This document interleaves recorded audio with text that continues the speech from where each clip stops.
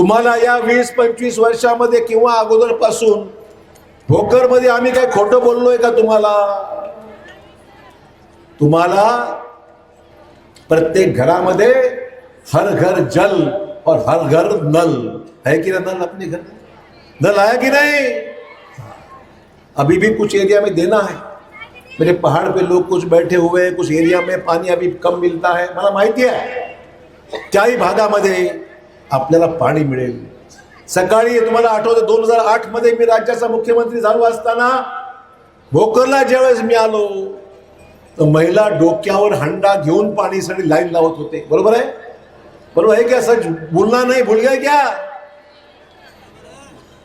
2008 मध्ये या भागामध्ये लोक नळासाठी लाईन लावत होते, टँकरसाठी लाईन लावत होते। 15 मिनिटात टँकर खतम, पाणी नाही। बरोबर आहे? आज टँकरची गरज पडते, टँकरची गरज पडते। पाणी मिळतं की नाही? प्यायला पाणी आहे, चांगले रस्ते आहेत आणि म्हणून मला काळजी। आणि सुधा प्रकल्पाचे मगाशी उल्लेख केला, उंची वाढवल्यामुळे अधिकचं पाणी जमा होणार आणि ते पाणी तुम्हालाही प्यायला अधिकचं पाणी मिळेल आणि शेतीलाही पाणी सुधा प्रकल्पाला मिळणार आहे। त्याच्यामुळे तुम्हाला चिंता करायची गरज नाही। पिंपळढोक प्रकल्पाचं काम चालू आहे, सुधा प्रकल्पाचं काम चालू आहे। जो वादा हमने किया वो वादे पे हम अमल करने वाले हैं।